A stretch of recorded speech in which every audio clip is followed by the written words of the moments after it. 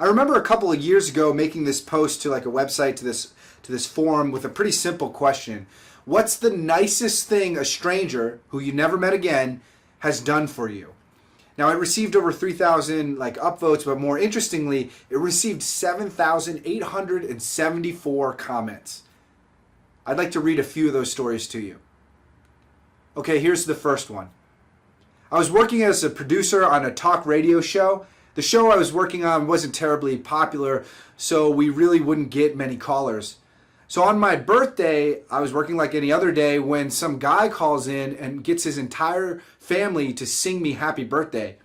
He had never even called in before and hasn't since. I've never met him. My day was instantly awesome. Here's another one from someone else. When I was a little kid, my great uncle had killed himself. We ordered pizza because no one wanted to cook dinner. The Pizza Hut lady must have felt a great deal of sympathy for my mom because she had come back after her shift was over with a potted plant and a card. Last one from even a different person. Grew up in a small town in Texas with parents who are incredibly xenophobic and small-minded. My senior year of college, I landed an internship in New York City. I had really never been out of Texas before that. After months of dire warnings from my parents with things like, when you get there, don't look any strangers in the eye, I finally arrived at JFK. The cab drops me off at the apartment building, and I unload my 4 suitcases. I was going to be there for 3 months. This guy walking into the building grabs one of my suitcases, and I thought, this is it. My parents were right. I've been in New York City for 3 minutes, and this guy is robbing me. Nope. He was just a nice guy who lived in my building. Barely spoke any English, but grabbed my heaviest suitcase and walked it up 4 flights of stairs to my apartment. Kindness impacts lives. Kindness matters, and it touches our heart. But it's not just like symbolically it touches our hearts. It also almost physically touches our hearts. If you go to randomactsofkindness.org and you check out their page of the science of kindness, they cite a few different statistics and studies about how being kind actually can lower your blood pressure, touches your heart. Perpetually kind people have 23% less cortisol, which is the stress hormone, so touches your heart. And they actually even cite a study from the University of British Columbia where a group of highly anxious individuals performed at least 6 acts of kindness a week, and after 1 month there was a significant increase in positive mood, relationships, satisfaction, and a decrease in social avoidance. Now, I didn't really dive into all these studies and there's, whether they were statistically valid and how the studies were run, because the studies matter, but in some perspectives, it kind of doesn't matter. Meaning that we already know that kindness matters. We already know that it impacts lives, and we know that as humanitarians, this is something we want to do. So we know that being nice is a good thing, but how do we be nice? How do you become a nicer person? Sometimes the ideas are hard to come by, even though we have that intent. We have lots of people around the world who write promise cards to be, a kinder person, but how do we make that actionable? Well, let's talk about some easy to execute ideas on how to be kind. We're going to separate it into 3 different buckets. The first one we'll call the opposite. The second bucket of ideas we'll call test of courage. The third one we'll call sacrifice. Okay, this first one is pretty easy. To come up with these ideas on how to be kind, just do the opposite of the rude thing that you see in society. For example, that parking space.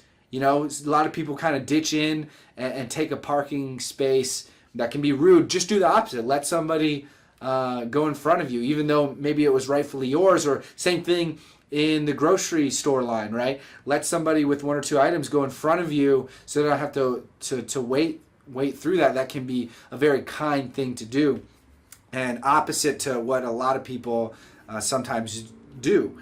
Another thing that can be kind of opposite is that moment where someone makes a mistake. A lot of times we want to kind of jump on them and hold them accountable to something, but we all make mistakes. So maybe that opposite reaction is actually just forgiving them and letting it go.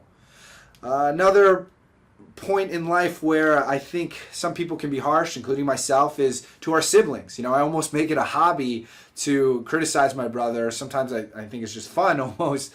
But maybe we could do the opposite and show how much we appreciate that person. And the last one in this bucket of opposite is to be kind to like a telemarketer or a customer service rep.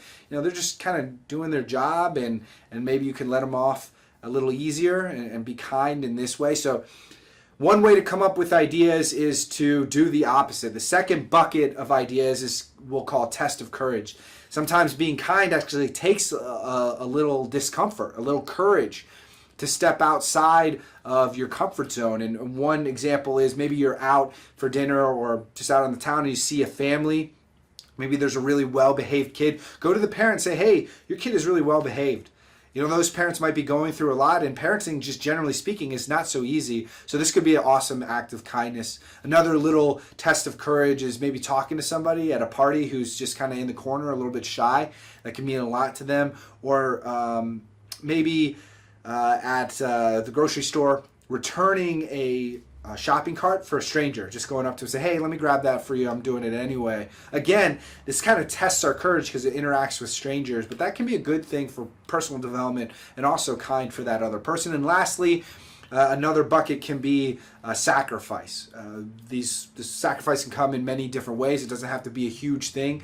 Maybe even babysitting for a single mom, giving her a night off so that she can get out and handle her stress a little bit, because it's very hard to do that alone. Maybe showing up for a friend's fundraiser. We see this on Facebook a lot. A lot of people are doing fundraisers, and sometimes they don't get that much support. You could be really kind by making a sacrifice, giving a few dollars and showing up.